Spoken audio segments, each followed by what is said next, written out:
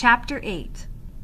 It was strange seeing Widow Horkata sitting in their kitchen with Grandpère fussing around her. She and Maman were polite to each other, but no more than that. She listened intently as Papa told her the plan. When it was over, she sat back in her chair and wrinkled her nose. "I don't know," she said. "I don't know. It seems to me the more people you tell, the greater the risk that someone will talk, and you want to tell everyone." "But don't you see, Alice," said Grandpère, "everyone has to know. We need them to know, else they won't all come to the concert, will they? And how else are we going to find enough clothes for the children, eh? Then we got to find a place for them to sleep at night and a family to look after them on the way up to the hunt. And they've all got to act like they know the children. It just won't work unless everyone knows." "I know that," said the widow. "But how can they all be trusted? Can you be sure of them, of every one of them? Madame Soulet, Armand Jolette?" No one answered. She went on. "All you need is one of them to take fright, and after all, they'll know what happened to them if they're caught." "You knew," said Maman quickly, "and so did Joe, and so did Grandpère. It didn't stop any of you from doing what was right, did it?" The widow looked at her sharply. "No one's going to give them away," Maman went on, "because if they did, they'd know it wouldn't just be the children in the cave who'd suffer. It would be all of us, the whole of the village, everyone they've grown up with, all of us." "That's the beauty of it, Alice," said Grandpère. "Don't you see? We're all in it together, sink or swim. That's why everyone has to be part of it. And they'll want to be, too, when they hear about the children. There's some good folk in this village, and they'll bring the others along with them." "They'll be frightened," said Maman, "like I was when Grandpère told me all about Joe and you and those children up in the cave. And I'll tell you something else. I'm still frightened, but I know it has to be done, and so will they. They'll do it. You'll see." Widow Horkata smiled at Maman and chuckled. "You've got some spirit in you, girl," she said. "More than you ever let on, eh?" Joe had never heard his mother so forthright, so determined. "Well," Papa said, "do we do it or don't we? We can't stay talking about it forever." The widow Horkata looked at him steadily and took a deep breath. "We do it," she said, "and may God help us." "Amen," said Grandpère. They spent the next hour or so compiling a list of names. "We've got to see every single one of them," said Papa. "Monsieur Sarthal first, then Father Lasai. If he won't help us out with the concert, then we'll have to call it off anyway. And then Monsieur Audap to see if he'll let the children off school on Monday. We need the children. More than anyone, we need the children. All of them." Father Lasai announced the concert during Mass. Everyone had been told about it by now and was expecting it, except for the soldiers, of course. Looking directly at Lieutenant Weissman and the dozen or so soldiers sitting with him, Father Lasai spoke with his usual intoning drone, but also with the authority of a man who was used to commanding attention. "For 3 months every summer," he said, "our small community loses many of its menfolk. As we all know, on Monday next begins the great exodus, the transhumance, the beginning of months of solitude and hard work. In Lescon it has always been thus. Now I have lived here amongst you for most of my life, long enough to know that some of these men might want to spend their last evening in the café, and that is something I would not wish to deny them even if I could. So by all means go to the café, but I want everyone, and I do mean everyone, to come here to the church afterwards." Joe was looking along the pew toward the soldiers. He wanted to watch their faces for any flicker of disbelief. The corporal leaned forward and winked at him, and Joe looked away quickly. "Vanity, vanity, saith the preacher. All is vanity," said Father Lasai, smiling broadly and putting his hand on his heart. "And I confess freely to a great vanity.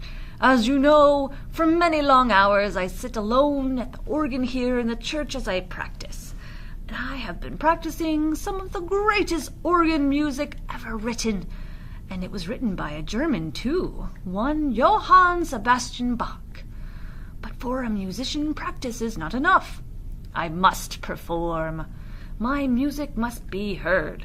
From time to time in the past I have given recitals, and so tonight, to mark the eve of the transhumance, I will be giving you one of my short concerts, and I want all of you here, a gathering of the entire community, every man, woman, and child.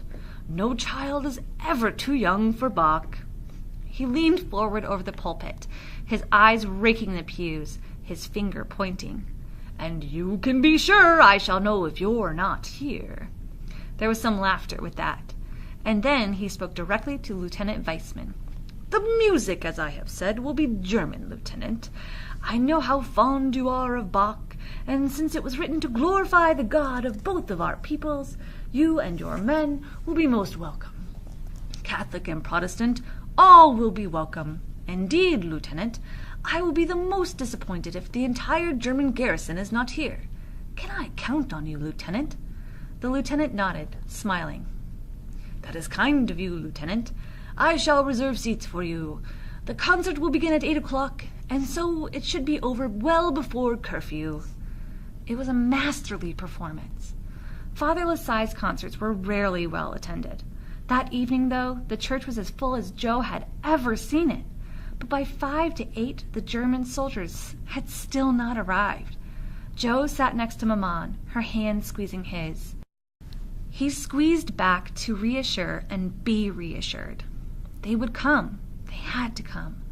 Christine sat on the other side of her, thumb in her mouth, her legs swinging.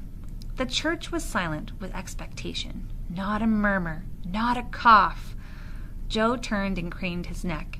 Still nothing. Maman pulled on his hand and he turned back again. The bells groaned in the tower and struck 8 o'clock. Father Lasai emerged from the vestry and looked at the empty pews where the soldiers should have been. He seemed uncertain what to do. At that moment the lieutenant strode in, cap under his arm, the soldiers trooping in behind him. The sigh of relief was almost audible. Joe counted them in as Father Lasai took his seat at the organ. 22! They were all there! Last to take their seats was the mayor and Hubert.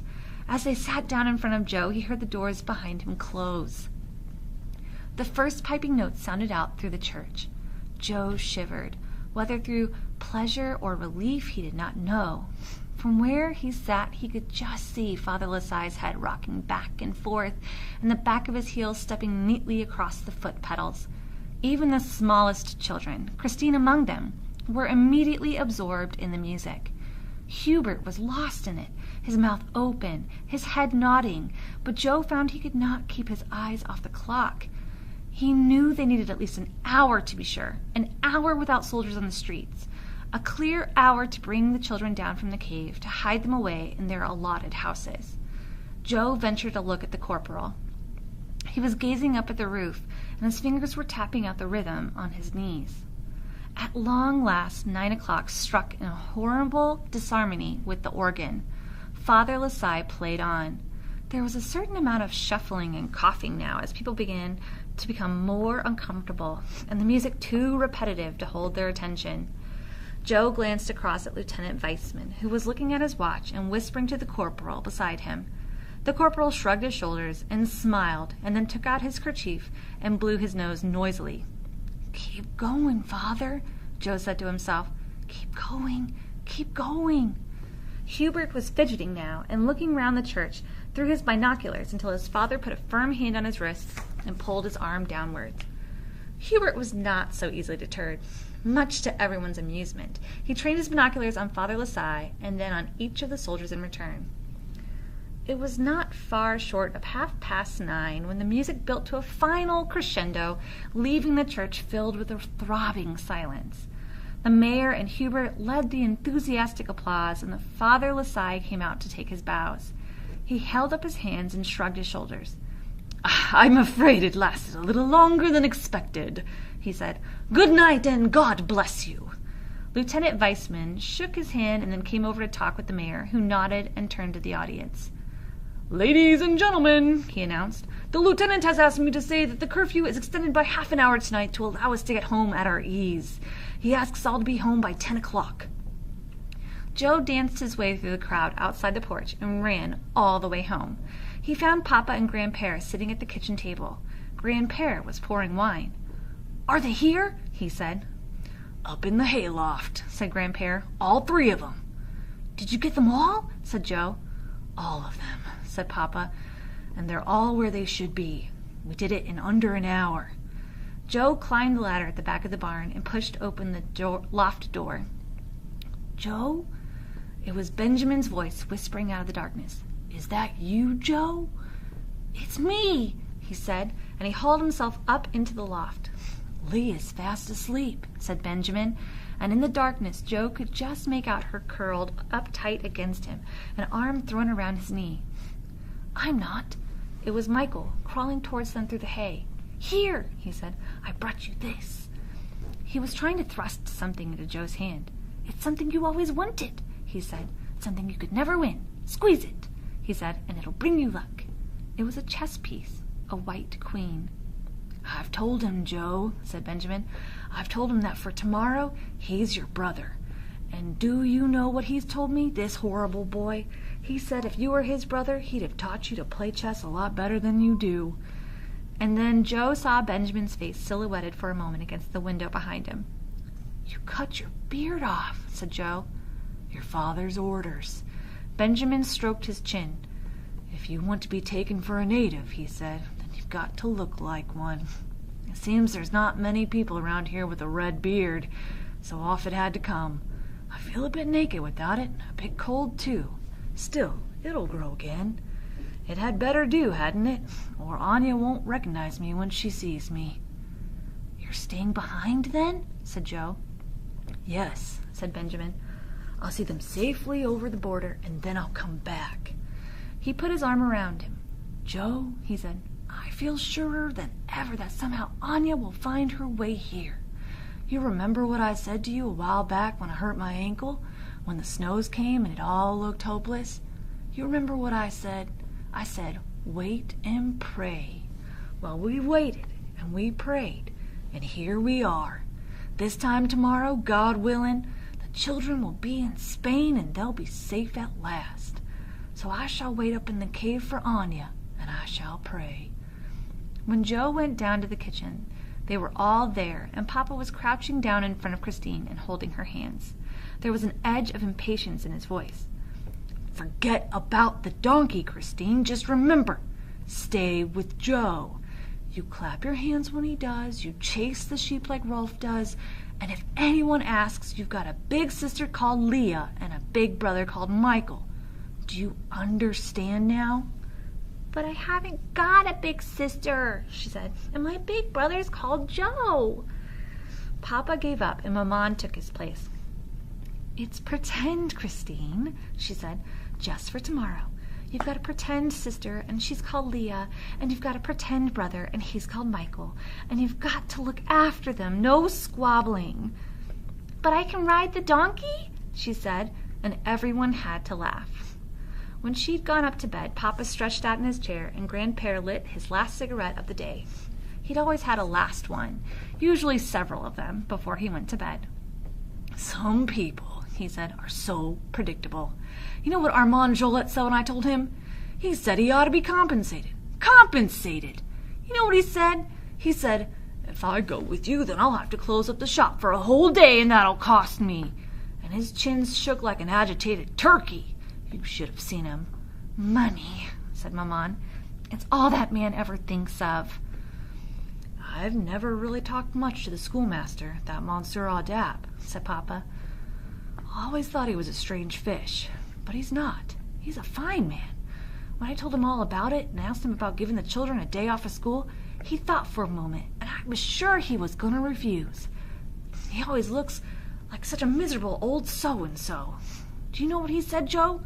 He said the children would likely learn more in that one day than he could teach them in a lifetime. Nothing's important unless it stays with you. That's what he said. And no matter what happens, none of us, he said, none of us is ever likely to forget tomorrow." Joe did not even try to sleep that night. He knew it would be pointless. His mind went over the plan again and again. He tried to visualize it as the soldiers would see it. Would it all look normal to them? Would they notice all the extra children in amongst the animals?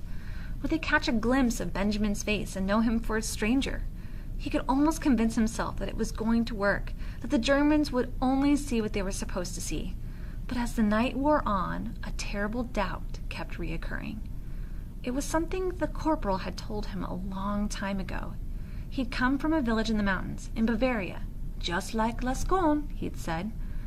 Well, Joe thought, if it was a lot like Lascaux, then he'd know that you don't need dozens and dozens of children to drive the animals.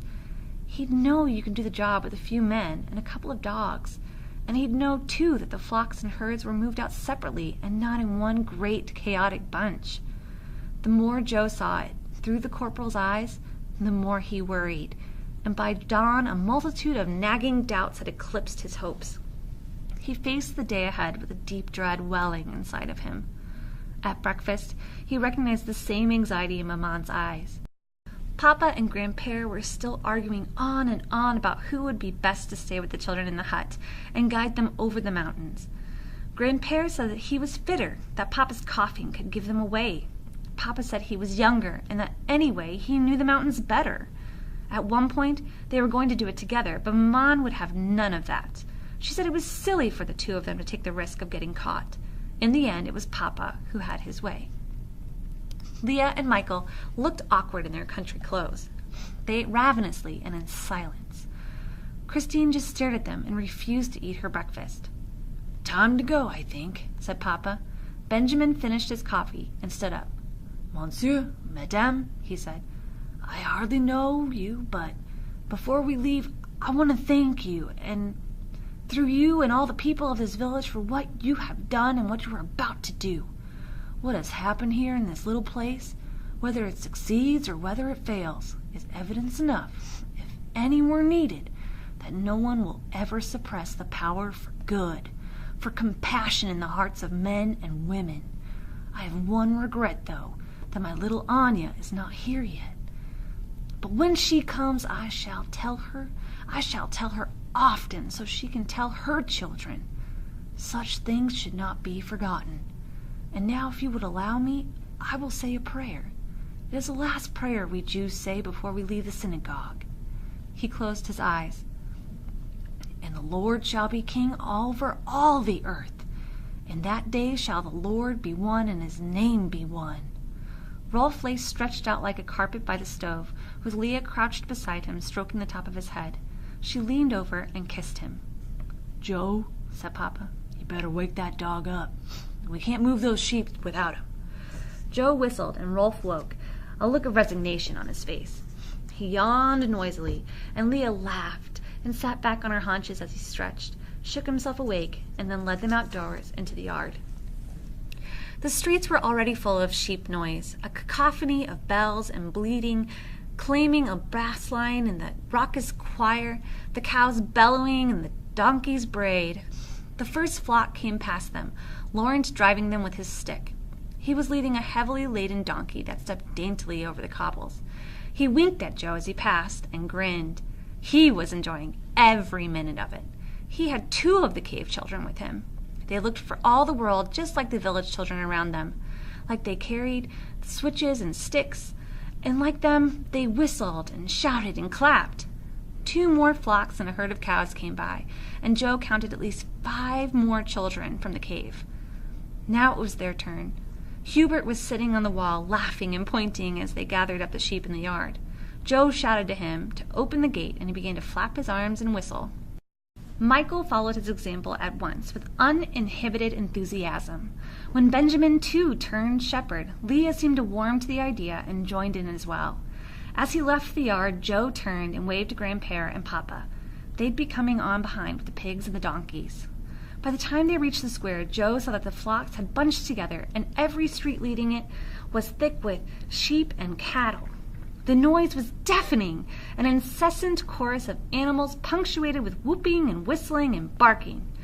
Joe saw a sheep burst through the front door of Monsieur Sarthal's house. A dog went in after it. Joe never saw what happened, for his eye was taken by something far more worrying. 3 soldiers, one of them the corporal, were standing on top of the wall by the war memorial and watching everything that passed through the square below them. Joe looked away quickly and whooped even louder at the sheep. A cow was rubbing itself against the corner of the cafe, and the soldiers were laughing. Benjamin was keeping his head down, as Papa had suggested he should. But to Joe, his shepherding looked somehow forced and stiff, and then he felt Leah clutching his arm. She had seen the soldiers and was looking up at them, her eyes wide with terror. The corporal was looking right at her, and the sheep would not move on. There was nothing Joe could do.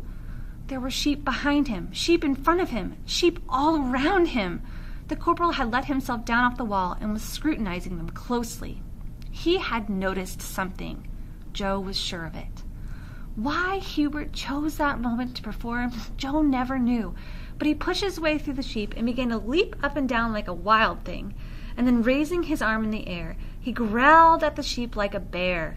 The corporal pointed and laughed, and the other soldiers laughed with him. Hubert saw it and performed his bear act again, but with redoubled vigor. All around him, the sheep panicked. They pushed and shoved and jumped over each other, and at last the great flock began to move again up past the baker's shop. Joe slipped around the back of Leah, ostensibly to chase a sheep, but this way he'd be between her and the soldiers, so that she could not be seen by them, and they could not see her. He dared not venture another look at the soldiers until they had left the square behind them. When he did turn round, the corporal was looking straight at him. Joe turned away quickly and played shepherd again. So the chaotic cavalcade wound its way slowly out of the village and up towards the hill beyond. They could see the circle of mountains ahead of them. All around him Joe could see and feel the exhilaration and relief. The ruse had surely worked. The cave children had passed undetected under the nose of the Germans. The worst must be over. Even Rolf seems to sense a triumph. He was chasing his tail, and he only did that on days where he was high with happiness. But Joe could not share in the general elation. He could think only of the patrols that they might meet before they reached the high pastures and the hut. But worse, he could not get out of his head that the corporal had guessed what they were up to. There had been a look in his eye. He was certain of it. A knowing look. "We must make it look like a fete, a holiday," Papa had said. "We don't hurry it, we enjoy it." And so they did. They reached the plateau by lunchtime. They picnicked by the stream, and the animals browsed hungrily in the lush grass. They did not wander far because they did not need to. It was proving almost impossible to keep the cave children away from each other. Benjamin spent his time persuading them to stay with their newly adopted families, but in spite of all he could do, they always seemed to gravitate to each other again. It wasn't that the language was a barrier between them and the village children. After all, some of the cave children were French, but there seemed to be an instinctive reserve that kept them apart. It was only when Hubert appeared lumbering across the stream, 4 children clinging to his back, that they all found a mutual source of fun that brought cave children and village children together. Hubert, the great giant, had to be hauled down and held down, and it took almost all of them to do it. In the pile of children on top of him, they were all allies in this one cause. Michael and Laurent clung to the same leg and were shaken off. They rolled away together, giggling, before returning once more to the fray. The afternoon climb was slow. It was steep now, up along narrow, tortuous tracks where the sheep could only move in single file. The pigs hated climbing and were forever trying to wander off, and the cows too had had enough of it now. For many of the children, the adventure had lost its early magic. Their legs ached, their feet hurt, and many of them had to ride. Every donkey now, every horse was carrying at least one child. Christine insisted on sharing a donkey with Leah. Michael's leg had lasted well until he stumbled and fell. He limped for a bit until Hubert noticed him. He led Michael to a rock and crouched down in front of it. Michael climbed on and rode Hubert all the way up. And so they came at long last to the high pastures, the horses first, then the sheep, the cows, and the last of all the reluctant pigs, and in amongst them all the 100 or so men, women, and children who had brought them there. They lay down, man and beast, side by side, in silent exhaustion. They drank from the stream by the hut, or from the stream that flowed from it. Michael and Joe cupped their hands in the spring and drank until they could drink no more. When Joe looked up, the cave children were already being led towards the hut. "Come on," said Joe, and they stood up. "Is that Spain over there?" said Michael, looking up at the peaks. "That's Spain," said Joe. They parted at the door of the hut. Don't lose my queen, will you?" said Michael, and he went into the hut with the others. When Joe turned round, Benjamin was standing in front of him, Leah at his side. "I'll be seeing you later, then, Joe," he said. Leah reached up and kissed him on the cheek, and then she was gone. He heard Papa's voice from inside the hut. "Is that all of them? Have you counted them?" "That's all of them," said Benjamin. "All we've got to do now is wait until dark." Papa emerged from the hut and closed the door. "You'd better get back down the mountain," he said, and then his mouth fell open. He was looking over Joe's shoulder. Joe turned. Coming out of the trees were 3 soldiers. Everyone had seen them now. No one moved. No one said a word. There was no doubt about it. The one in front was the corporal.